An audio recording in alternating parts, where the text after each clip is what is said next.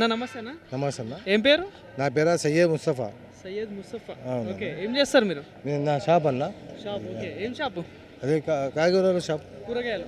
Okay, ఎట్లుంది దందా? అన్నీ పర్వాలేదు, బాగుందన్న. ఎంత వస్తుంది రోజుకి? డైలీకి 500-600 వస్తుంది అంతే. అంతే. Okay, right. సో ఏ ఏరియా ఇది?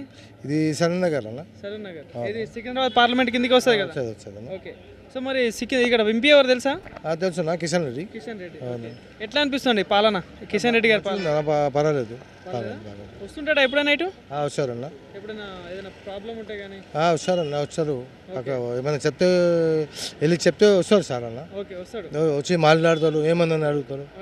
ఓకే అన్న, మరి ఇప్పుడు మొన్న అసెంబ్లీ ఎలక్షన్స్ అయిపోయినాయి, ఎమ్మెల్యేలు గెలిచిండు, గవర్నమెంట్ చేంజ్ అయిపోయింది. సో ఇప్పుడు మళ్ళీ పార్లమెంట్ ఎలక్షన్స్ వస్తున్నాయి. సో మరి సెంట్రల్లో మోడీ గవర్నమెంట్ ఉంది. సో మరి ఈసారి గెలుస్తారా ఇక్కడ ఎంపీ?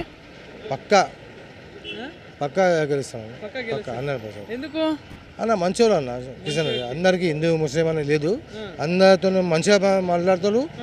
పోయి చెప్తే వాళ్ళు చెప్తారు, స్పందిస్తారు. సో మరి సెంట్రల్లో బీజేపీ గవర్నమెంట్ ఉంది. సో మరి మోడీ గవర్నమెంట్ ఎట్లా అనిపిస్తుంది? పర్వాలేదు కదా, అందరూ మంచిగా ఉన్నాం. రాజన్ బియ్యం కానీ ఏమైనా కానీ మంచిగా ఉందన్నా. ఓకే, సో మరి ఇప్పుడు వచ్చే ఎలక్షన్స్లో ఇప్పుడు మళ్ళీ ఈసారి మోడీ గవర్నమెంట్ ఉంటేనే బాగుంటుంది, ఏమైనా మార్పు కోరుకుంటున్నారా? అదే మోదీ గవర్నమెంట్. ఓకే, ఎందుకంటే ఇప్పుడు ఆయన లెక్క ఎవరు లేరు. ఓకే, ఆయన కాంపిటీషన్ లేరు. కాంపిటీషన్ లేరు. ఆయన వరకు ఓకే అన్న. ఓకే, సో ఇక్కడ కిషన్ రెడ్డి వస్తాడు, అక్కడ మోడీ వస్తాడు. 100%. ఓకే, సో మరి కాంగ్రెస్ పాలన ఎట్లా అనిపిస్తుంది? మరి 6 గ్యారెంటీలు 100 రోజులు అయిపోయినాయి, ఇప్పుడే కొత్త కదా అన్న, ఇంకా చూడాలా అంతే.